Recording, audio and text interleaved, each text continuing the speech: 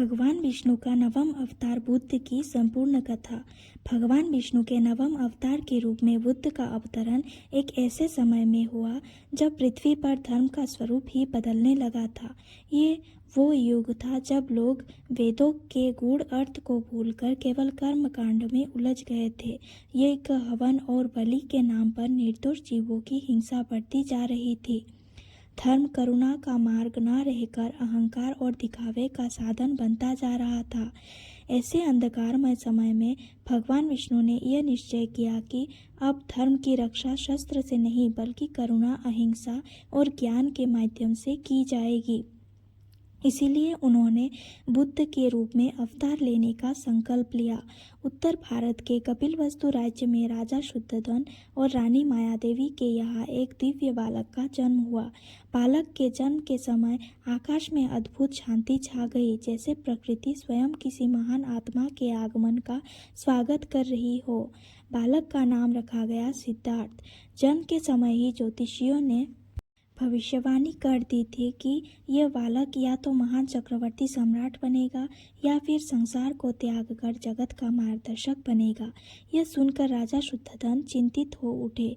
वे नहीं चाहते थे कि उनका पुत्र सन्यासी बने, इसीलिए उन्होंने सिद्धार्थ को हर प्रकार के दुख, रोग और मृत्यु से दूर रखने का प्रयास किया।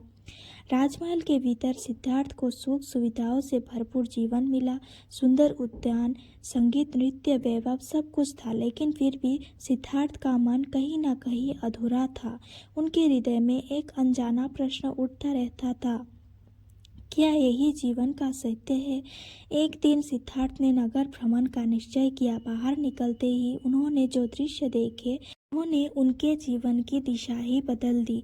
उन्होंने पहली बार एक वृद्ध व्यक्ति को देखा, कमजोर झुका हुआ शरीर।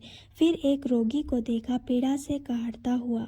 उसके बाद एक शव यात्रा देखी, जहाँ जीवन की पूर्णता मृत्यु में समाप्त हो चुकी थी। और अंत में उन्होंने एक शांत सन्यासी को देखा, जिसके चेहरे पर अपार शांति थी। इन चार दृश्यों ने सिद्धार्थ के भीतर गहरी हलचल मचा दी। उन्होंने समझ लिया कि वैभव और सुख स्थायी नहीं है। वृद्धावस्था, रोग और मृत्यु से कोई नहीं बच सकता। उस रात सिद्धार्थ ने एक ऐसा निर्णय लिया जिसने इतिहास बदल दिया। पत्नी यशोधरा, नवजात पुत्र राहुल और राजमहल का त्याग कर वे मौन रूप से निकल पड़े। यह त्याग पलायन नहीं था, बल्कि सत्य की खोज थी। सिद्धार्थ ने वर्षों तक कठोर तपस्या की। उन्होंने शरीर को अत्यंत कष्ट दिए, उपवास किए, सांस रोक कर साधना की।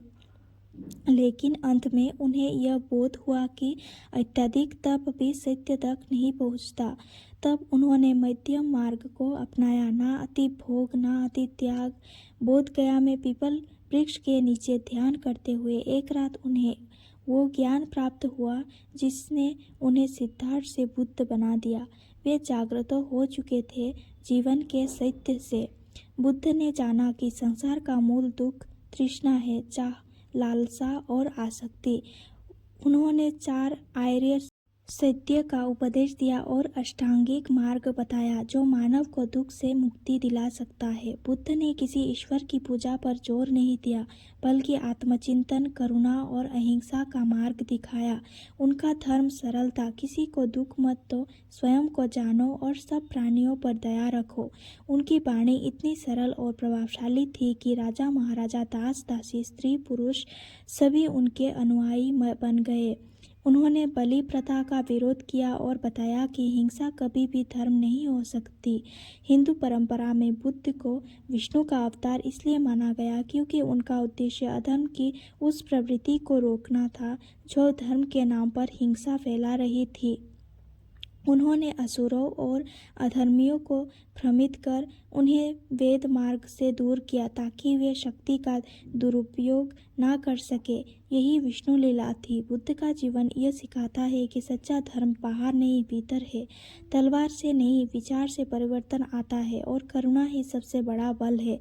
आज भी बुद्ध की शिक्षाएं उतनी ही प्रासंगिक है। जब संसार हिंसा, द्वेष और लालच से जूझ रहा है, तब बुद्ध हमें शांति, संयम और जागरूकता का मार्ग दिखाते हैं। यही कारण है कि भगवान विष्णु का यह नवम अवतार केवल एक अवतार नहीं, बल्कि मानव चेतना का जागरण था। धन्यवाद। सब्सक्राइब करें।